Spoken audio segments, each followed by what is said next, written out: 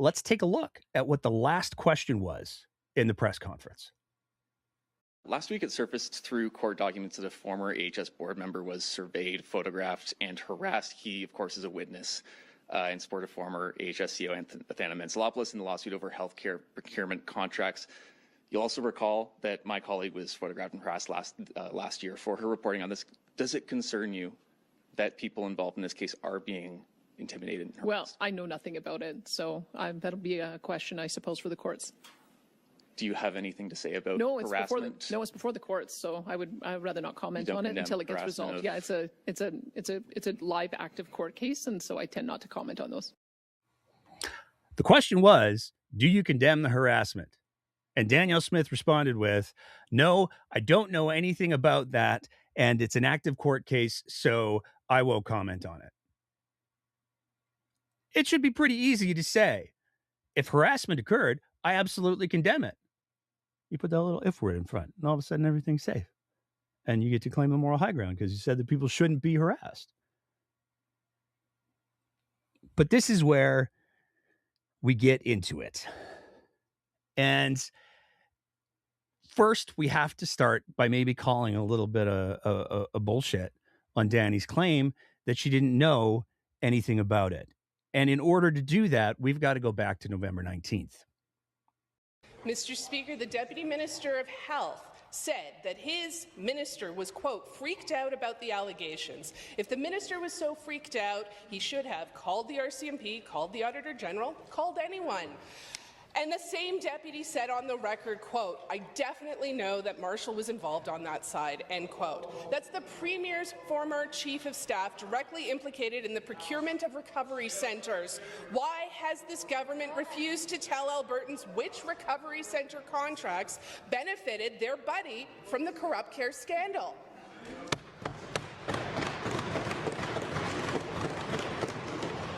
The Premier. Thank you, Mr. Speaker. The member from Airdrie Cochrane had way too many tomahawk steaks and specialty drinks to understand that he was making an error in judgment when the minister told him that it was a case of mistaken identity. Now, there's a lot going on in that clip. And when we first clipped that and sent it out to the ether, the thing that we emphasized was, oh, look, Marshall Smith is getting mentioned in the Alberta legislature again. But it turns out there was what's called a point of order called on that comment by the Premier of Alberta. And I'm going to let the full, it's a long clip show. I'm going to let the full exchange play because it was Peter Guthrie who called the point of order. And he articulates quite well what his concerns were. Mr. Speaker, I rise in a point of order where the Premier made references to comments from an online source. This was from a podcast with virtually no audience, which has been publishing serious threats and baseless accusations against myself, Athana Mentzelopoulos, the former CEO of AHS, and journalist Carrie Tate. It is an extremely disturbing and well-funded operation. What is more troubling, Mr. Speaker, is that the Premier of Alberta has repeated talking points that originated from this source. I find it astonishing that the Premier would lead credence to an outlet that traffics in harassment and intimidation, yet here we are. Mr. Speaker, this conduct falls squarely within 23 HI&J, making allegations without foundation and using language to create disorder. So I would ask that the member apologize and withdraw. The Honourable Government Deputy House Leader. Mr. Speaker, I will indulge the chair to ask. I'm sorry, I did not hear a quote of the language cited. There was a reference that the member opposite believes that the Premier was making. I'm not sure the precise language that the member believes falls in 23 HI&J. I'm happy to speak to that, and perhaps I missed it. There was conversations about what the member opposite ate and drank at different times, clearly matters of debate. Referencing the member opposite was an error at times, which is, I believe, also parliamentary. And without the precise language, I'm afraid I can't speak to exactly what the point was. I have the blues. I'll be happy to read them to you. The member for Airdrie Cochrane had way too many tomahawk steaks and specialty drinks to understand he was making an error, were the exact words. that. It's a point of order. I think it's yes, it just needs to be withdrawn and apologized for. Happily, Mr. Speaker, I withdraw and apologize unreservedly on behalf of the member. So according to the records in the legislature, Danielle Smith referenced a podcast that Peter Guthrie made some comments about their audience size. Maybe it was cold out, I don't know. Because of the fact that it violated the rules of the legislature to reference that obscure podcast in the way that the premier did, Dan Williams, on her behalf, apologized and withdrew the comment. So right out of the gates, it seems like maybe Danielle Smith does know a little bit something about the podcasters in question. And to be clear, there's two of them. They have two different shows. One of them does it by himself. The other one, the two of them do it together. And yes, we're going to get into it tonight because it has hit the point where we pretty much have to. So, as Danielle Smith claims she doesn't know anything about anything going on with these harassment claims, there's a couple of points that we just want to highlight as being oddly coincidental. They're very strange. It's very strange. It's a weird coincidence. We're absolutely not saying that there's any proof of any communication, coordination. To be very, very clear, we're not making that claim. It's just some fascinating coincidences that are going on above and beyond the premier using language that Peter Guthrie identified as originating from that obscure podcast that was harassing him and his family and others, including reporter Carrie Tate, the former CEO of AHS, Athanaments-Lopoulos. Do with that what you will. That's what Peter Guthrie said. But in order to really, what's going on here? We got to start with going back to the UCP AGM, because on December 1st, one of those podcasters, James D. Fiore, tweeted out a picture. And he identifies in that picture, you can see the man with the luxurious hair in the bottom left-hand corner. That's David Wallace, his partner in podcasting. The quote from the tweet: David Wallace tells the story of what it was like walking into the lion's den. There were many enemies there, but many allies as well. Hear his story tonight at 9 p.m. on Blackballed. And then he tagged David Wallace's Twitter account. Now, this is where it starts to get weird, because that picture looked oddly familiar. And if you take a look at the fully uncropped picture, this is what that fully uncropped picture looks like. You can see, again, we have the person that James D. Fiore seems to have identified as David Wallace. It certainly matches David Wallace's, as I said, luxurious hair. And there's some other people walking into the UCP AGM. Fairly innocuous, right? Until you look at the source of the picture. Because that's where some people might potentially raise some eyebrows. Because it turns out the source of the picture that James D. Fiore used to promote his episode of Blackballed, where he highlighted David Wallace walking into the UCP AGM, came from nowhere other than the premier's own tweet. This is a tweet from Danielle Smith at the UCP AGM on November 28th. The snow came down hard in Edmonton, but your 2025 UCP AGM is still off to a great start. See you all tonight. And in the upper left-hand corner, you can see the original source photo of David Wallace walking into the UCP AGM was Danielle Smith. Which is a wild coincidence. And we're not saying it's anything more than a wild coincidence, but it's a wild coincidence. It's wild that somebody who has, back in November, was highlighted by a member of the Legislative Assembly and accused by a member of Legislative Assembly inside of the legislative, the chamber, as being somebody who was harassing many other people. These podcasts were harassing many other people. It's wild that Danielle Smith would choose, of many pictures that I'm sure were available, it's just wild that one of them would happen to have that podcaster in those photos. And it also begs a little bit of a question. How did an Ontario podcaster, whose many people have raised concerns about the nature of their content, and we're going to get into some of it in a sec, how did he get accredited? The David Wallace political dark arts. We haven't been able to find any evidence that there's a media company behind it. It's just a podcast, and that's fine. And there's whole conversations to be had about. Let's be clear: the UCP can accredit whoever they want, and they've made it very, very clear, as we saw last episode, in our last episode of 2025. They do enjoy the people who will say very nice things about them, and they will invite them to all of the best rooms. So they can do whatever they want. They can accredit whoever they want. But it's fascinating that David Wallace was accredited as media to attend the UCP AGM. And this is where we get to the big day, December 23rd. Because there were a couple of news stories that broke on December 23rd. I'm going to read some paragraphs from each of them. So, yep, it's a little bit more reading with Nate. This is, by the way, a picture of David Wallace with his media badges on at the UCPG AGM. That's a photo that was taken by Amber Bracken, an independent photojournalist. The article in question was not written, for the record, by everybody who's going to speculate. It wasn't written by Carrie Tate. And the story goes, former AHS board member obtains rare court order alleging intimidation by podcasters. And now I will read. Sandy Edmondstone, who served on the board of Alberta Health Services until January, obtained a rare court order allowing him to search and seize records and electronic devices belonging to two podcasters, David Wallace and James DeFiore, who he alleges have disparaged and harassed him. Those derogatory comments are part of a coordinated campaign funded by someone or some people, Mr. Edmondstone alleges. The search and seizure order is necessary, Mr. Edmondstone successfully argued, to find evidence showing who is bankrolling the podcasters. Mr. Edmondstone alleges that the podcasts are designed to undermine him as a potential witness in the lawsuit former AHS Chief Executive Athana Mantzalopoulos fired against the Health Authority and the Alberta government.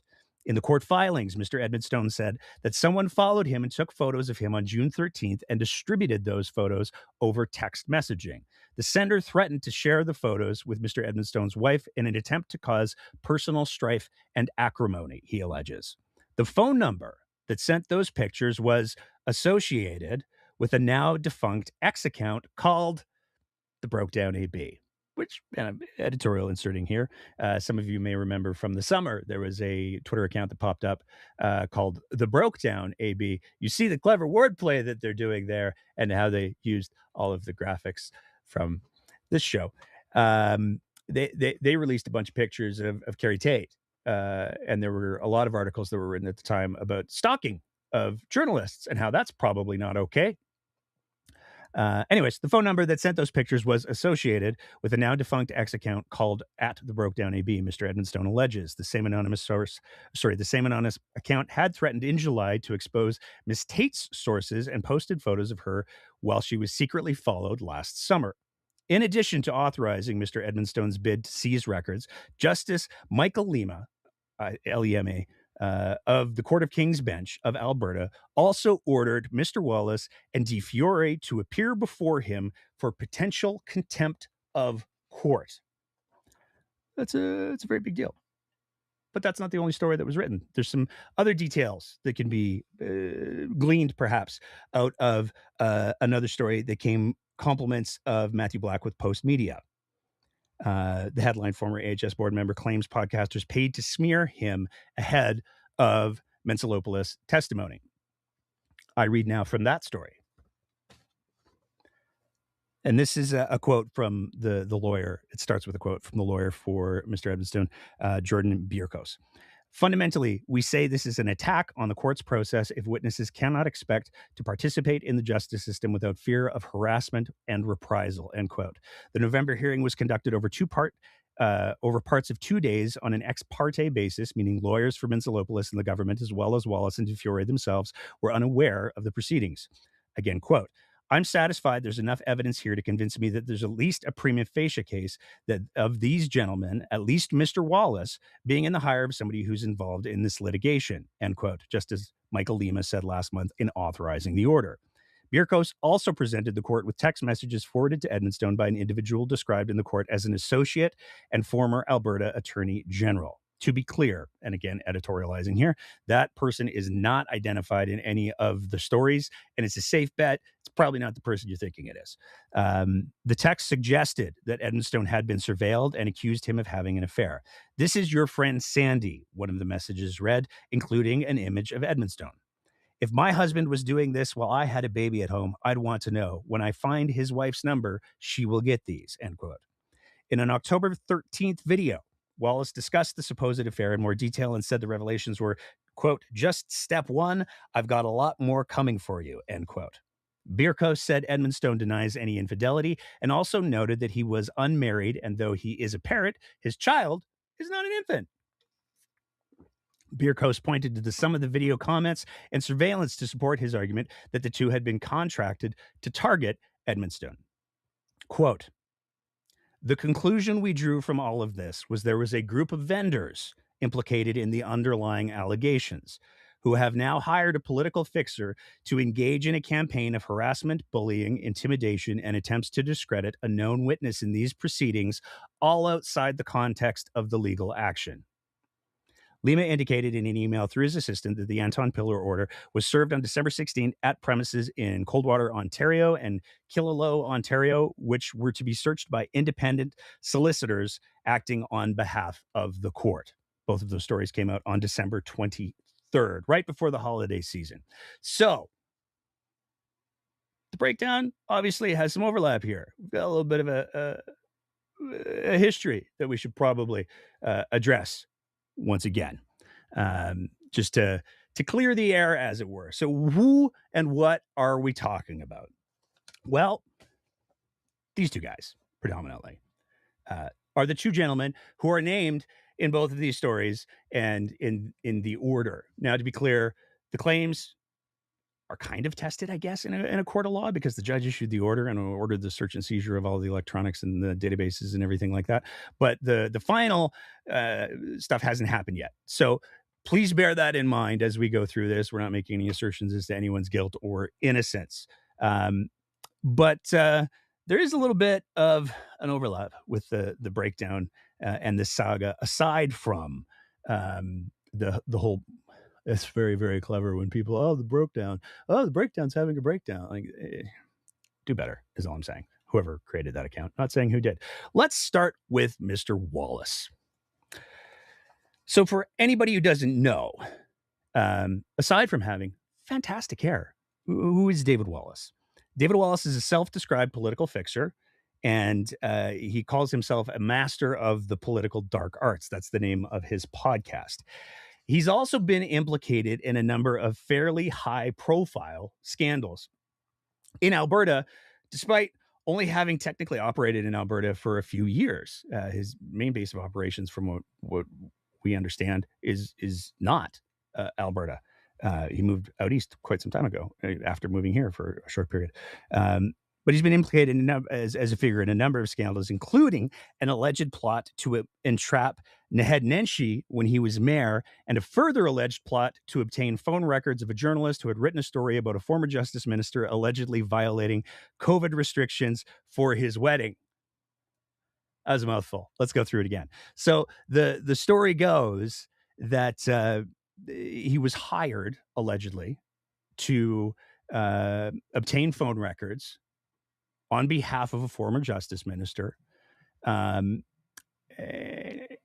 because a reporter wrote a story about the COVID restrictions. And fun fact, allegedly the best man at that wedding was none other than a current minister, Mike Ellis. He was the best man. Reading from the headline here, video shows UCP whip, because he was the UCP whip at the time, at wedding with 2 children, over 10-person limit. Fun fact.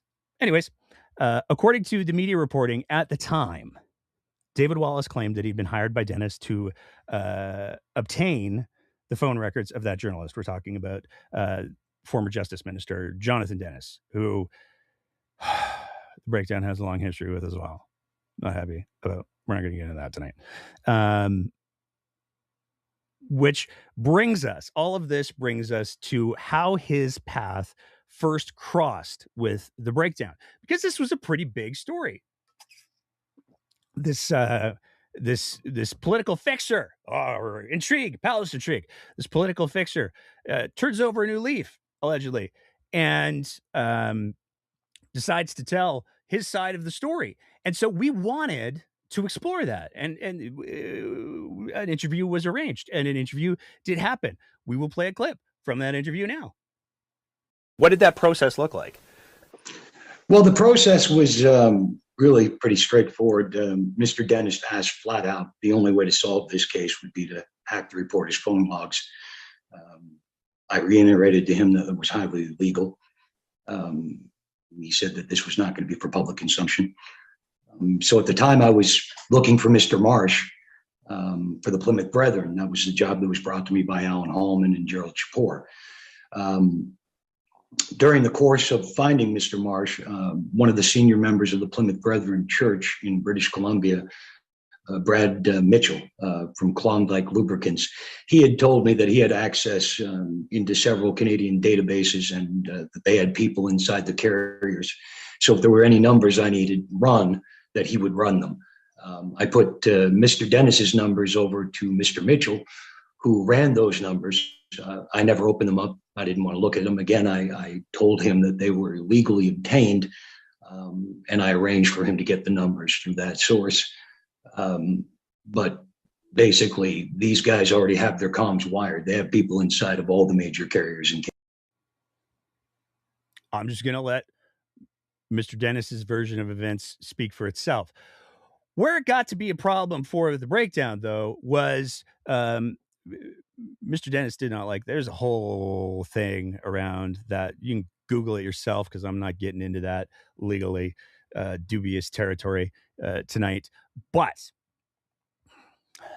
there is a second piece because Mr.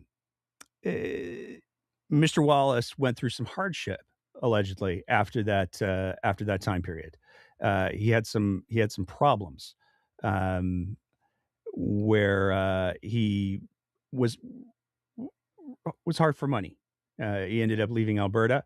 Now, there's been all sorts of stories about terrible things that happened during his exit to him and his family. I have no idea as to the accuracy of what has been claimed. It's very vague and nebulous. Also, not getting into that.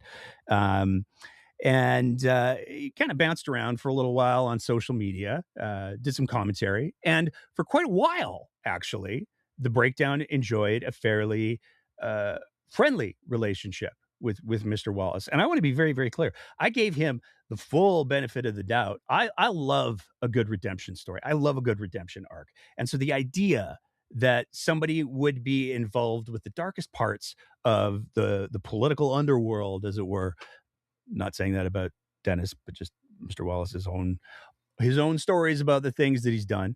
I'm just going to take Mr. Dennis right off the screen there because I don't want to deal with that problem. Do with that what you will. I love a good redemption story. And so the idea that Mr. Wallace had turned a corner and he was trying to do the right thing and get himself into better places. I love that story. I love that idea. I love when people can do better. I love it when people can overcome adversity. I think that should be celebrated. But so there was a positive relationship. However, after the federal election, he suddenly resurfaced his podcast. And he, on one of the episodes of his podcast, he had a very different version than what he provided the breakdown in that interview, the clip of which you just heard. They wanted me to go after several individuals, one of whom was a former Justice Minister of Alberta, a guy named Jonathan Dennis, who I have no love for. But one thing about Dennis, now when the story broke about him wanting the reporter's phone logs, and by the way, those stories broke because Richard Mraiche gave all my information to reporters. I had asked him to take the information off my phones that would protect him, but the whole thing went out. So be it. When I accepted a job from Mr. Dennis, it was simply to trace back to see who may have who may have fraudulently claimed that he had too many guests at his wedding during the COVID lockdown, or however you want to put it. Straight business. But Mr. Dennis at the time had an intermediary between us who had, how should I put this, implied to me that he required the phone logs of the reporter. I believed at that time that this man was acting on behalf of Jonathan Dennis with his full knowledge. Recently, maybe 3 months ago, I came to find out that wasn't true and that he had gone off the reservation and gone a step too far. Jonathan Dennis never implicitly asked me face to face or in writing to get the reporter's phone logs. This individual who was employed by him did. And from what I understand, this person took their own action, maybe thinking that's what he wanted. So, doesn't make Dennis a nice guy, that's for sure. But in that case, he's not guilty. Now, in our interpretation, that's a marked deviation from the version of events that he provided to us in the interview that we did a couple of years prior. This forced us into the position of now not knowing which version of events that Mr. Wallace had presented was the accurate one. And so the breakdown did the responsible thing at the time, and we provided both clips, and we said, hey, you know what? I'm paraphrasing. You can go find the thread if you want. You know what? We acted in good faith. All of a sudden, the story's changed. We're just going to apologize to anybody who was hurt. If anybody was hurt by any misrepresentations that were or weren't made, we don't know, because we now have two different versions on video, and we don't know how to reconcile that. So on the behalf of everybody involved with the show, if anybody was hurt, we unreservedly apologize for that. It was never that we were dealing to the best of our knowledge in good faith. We've left that episode up because removing it feels like it would almost be removing evidence, which is not something that we want to do. We haven't had any demands to have that episode removed. So up it stays for the time being. After that podcast went up, a bunch of different things started to happen. Mr. Wallace started to comment more and more on Alberta politics, and he also claimed to have been hired by benefactors who had extremely deep pockets. He also claimed to have contacted another podcaster, this is James DeFiore, and provided him with information early in 2025 as well. Since then, he has taken to his podcast, as well as James DeFiore's podcast, in order to, let's say, cast sometimes, if we look at the reading based on what we just saw from the gentleman who filed the legal orders, demonstrably false information on that podcast. They claimed that Mr. Edmonstone had a baby and a wife and was cheating on her. And according to the sworn affidavit, as reported in that story, that's simply not true. There was a lot of other nasty, we'll say, comments that were directed towards former AHS CEO Thana Menzalopoulos, Globe and Mail reporter Carrie Tate. They came up with all these fun nicknames for people, one of them being Ticket Boy Petey and Tomahawk Tracy, referencing the food that was eaten allegedly in the skyboxes for the games that Pete Guthrie attended, which Pete Guthrie has said he attended games. And there's a whole other conversation to be had about that. But it didn't just stop there, because they also, Mr. Wallace has on many occasions had some very strong thoughts about me. From this tweet in November of this year, responding to somebody, he said, "You're a broken record and wrong. It's Carrie Tate and Nate Pike who are criminals. Good night." To be clear, I'm not a criminal.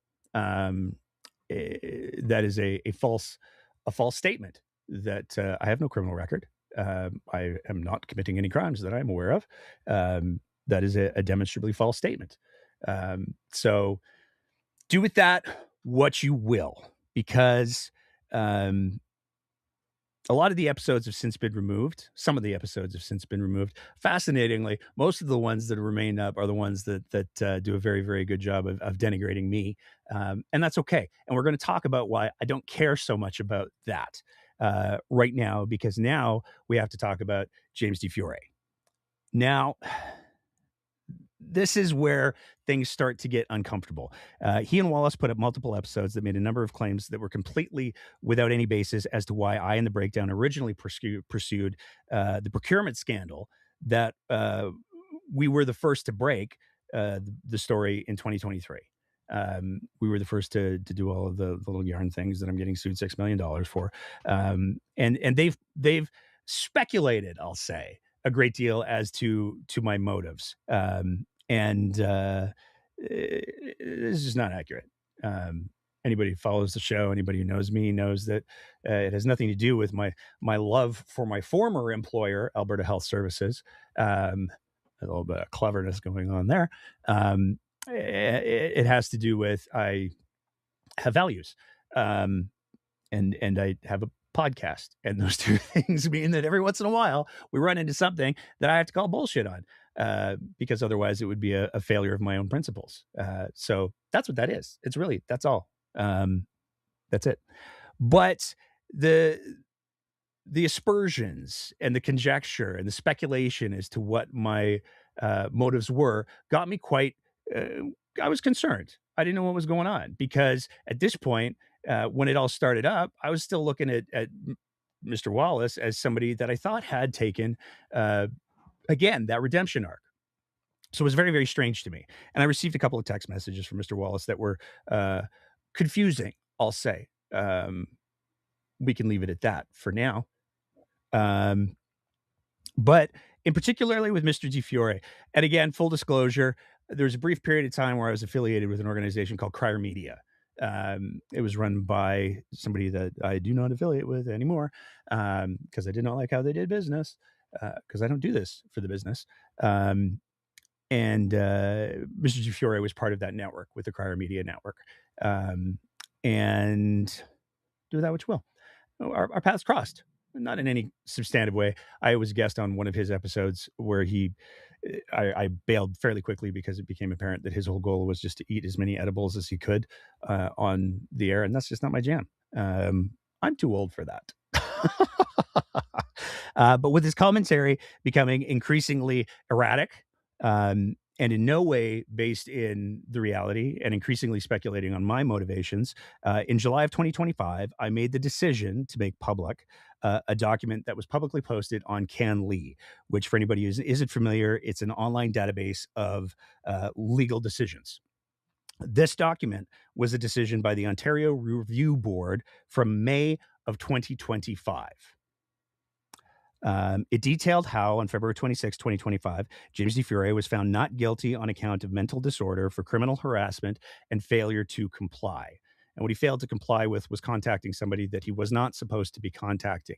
The criminal harassment was the mother of his children, and this occurred, according to this document on CanLII, from April 2023 to charges being laid for the last time in December of 2025. The criminal case includes claims by DeFiore that he, quote, had been hearing voices in the bushes near his house and seeing people surrounding his house earlier that day. He believed that these people had guns and that they were planning on going to his house the next day to harm him, end quote.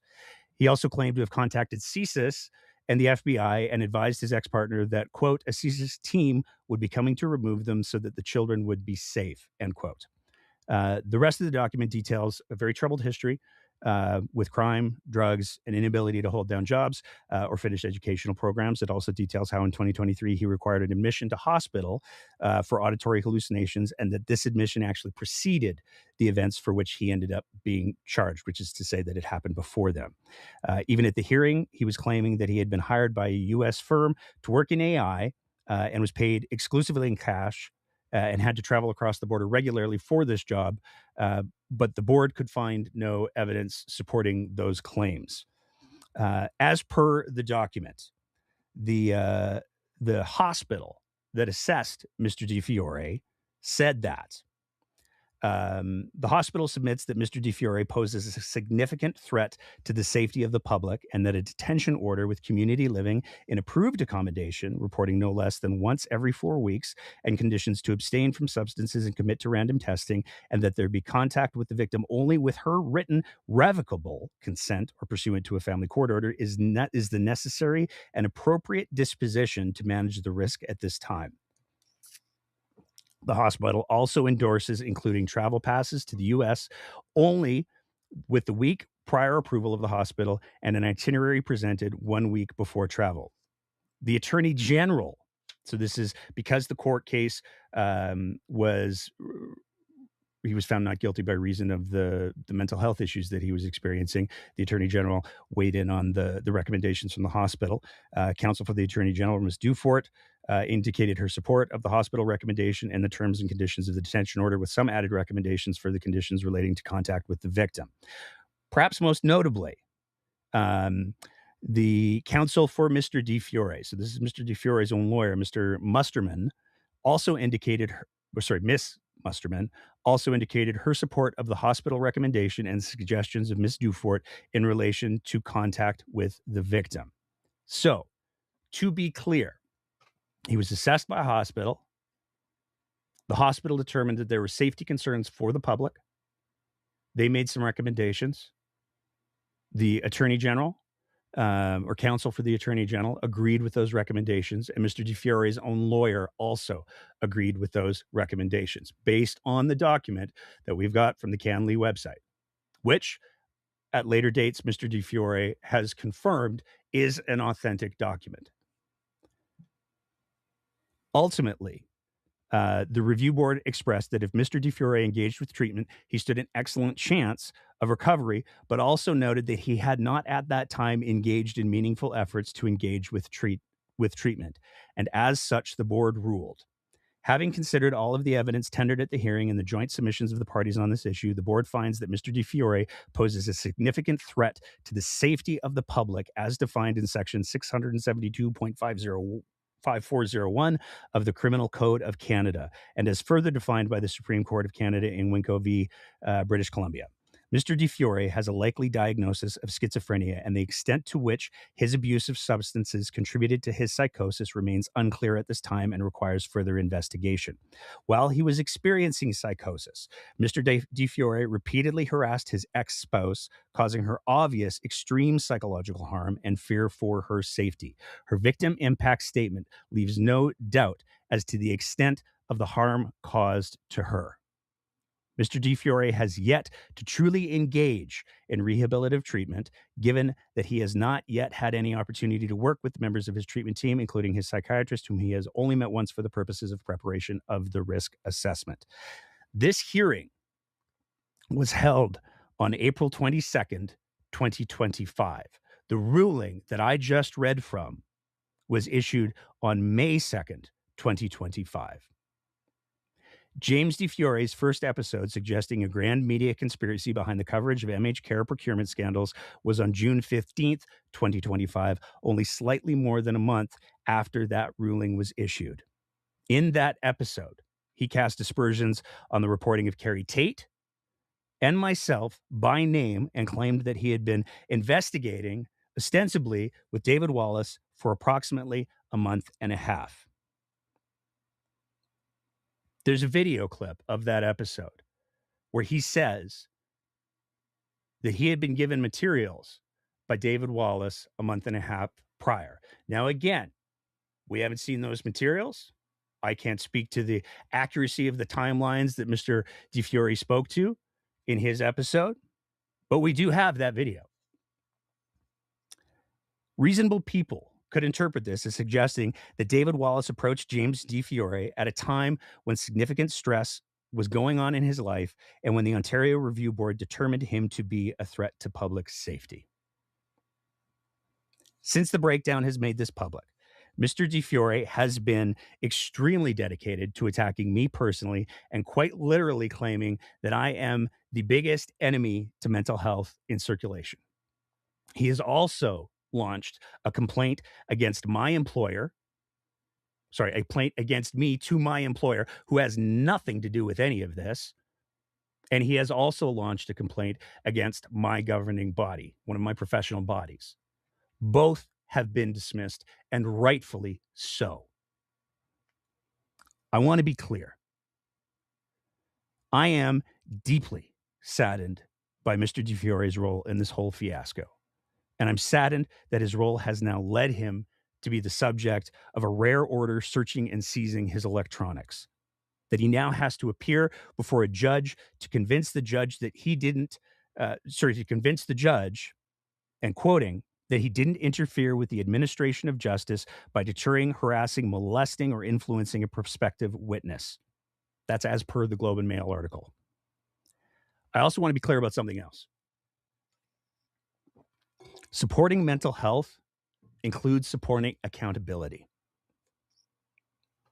It means empowering people and supporting people to take responsibility for their diagnosis. And I understand this very, very well. I've been very public on the show about how a few years back, I had to take a year off because my mental health was doing unbelievably bad. Coming out of the COVID pandemic and some very, very bad calls from my work as a paramedic, I had to take some time off. I had to take responsibility for myself and for my mental health in order to get better. And because I did, and the support of a whole bunch of amazing people, not the least of which are my family, I was able to come out the other end of that. And I'm doing better now than I have ever been in my entire life. But you have to take ownership of those things. There are very real allegations that James DeFiore has a track record of not taking responsibility for his own mental health, and the inability to do that has caused real harm to the people that he loves. Those are not my words. Those are the words from the court assessment off of Canley. He has been labeled a threat to public safety and now faces significant, potentially criminal matters in Alberta. Additionally, a warrant for his arrest on a civil matter that has gone unaddressed is now circulating around the internet. He's also claimed that he's not being paid for the work that he does with his podcast, Blackballed. David Wallace, on the other hand, has claimed to be paid extremely well. In fact, in the wake of this story, he posted a now deleted video where he talked about the fact that he got a bonus for the work that he's done for his role in this scandal. David Wallace also claims to have infinite legal resources. I want to state this unequivocally and for the record. In the same way that I had to issue an apology based on the inconsistencies in the stories that Mr. Wallace publicly stated on both of those videos that you saw earlier, I really, really hope that James is getting the help that he needs. I'm not going to publish the whole, there's a link, it's a public document, whatever. I'm not going to do the whole putting all the pages up of the ruling. But one thing that is very clear in the review board is that it highlighted very clearly his love for his children, that he wants to be the best father that he can be. I sincerely hope that if the recent court order hasn't pushed him to do so already, he gets the help he needs so that he can be there for them. James has spent the better part of a year trying to drag my name through the mud. I don't care. And that's why, despite multiple blatantly defamatory statements that he's made about me, I haven't launched any legal action at him. I haven't engaged with him directly, and I don't have any intention to do so.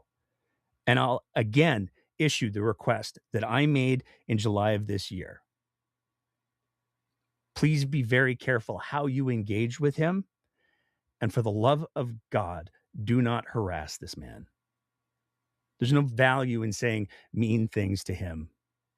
I appreciate that people are trying to defend me. I appreciate that people are trying to defend some of the other people that Mr. DeFiore has said unpleasant things about. But it's punching down. And that's one of the things that we do not do at this show. As for David Wallace, he seems to think that he's a mercenary who will do anything and get his hands dirtier than anyone if he's paid to do so. I sincerely hope that doesn't include intentionally or unintentionally weaponizing a man navigating complex mental health issues. I'm not saying that he did.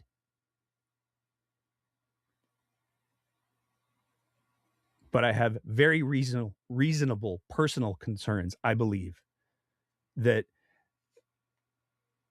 James D. Fiore's involvement in this scandal has only brought him more hardship than he needs. And as for whoever hired Wallace, if it is, as Edmonston's lawyers claim, Burkos pointed to some of the video comments. Again, Burkos is Mr. Edmonston's lawyer. Pointed to some of the video comments and surveillance to support his argument that two had been contracted to target Edmonston.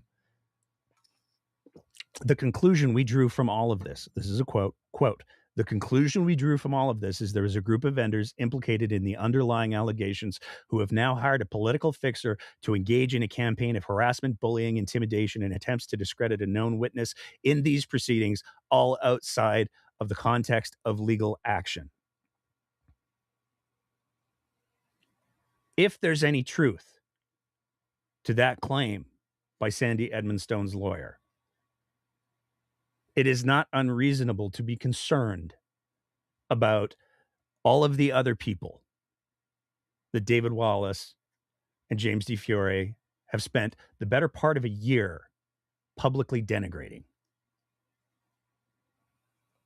And it should tell you everything that you need to know about the state of politics in this province and why it is so important that people do not bow down to intimidation. It is so important that people do not bow down to fear tactics. And if there is any truth to the claims that somebody, a group of vendors,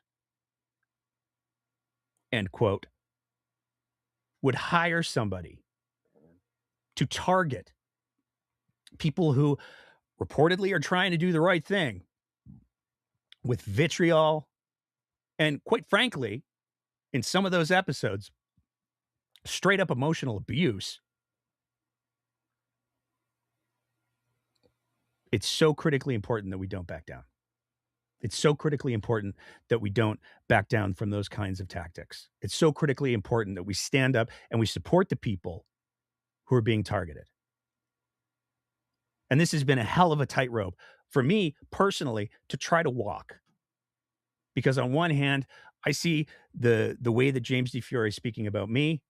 He's speaking about other people who are in this vortex of this procurement scandal. And it's not right. I really do hope that James gets the help that he needs. I really hope that he's getting it already. And I really hope that the people that have been the targets of the vitriol from these two men know that they have, at the very least, my support. And I would argue the support of a good number of people in the province. But it still leaves us with one question. If the audience for Wallace and De Fiore is as small as Tory party leader Peter Guthrie claims it is, I'm tempted to play the clip again, but I won't. How did the Premier of Alberta come across it to apparently make enough of a reference to it that an apology was forced in the Alberta legislature and her comments were retracted?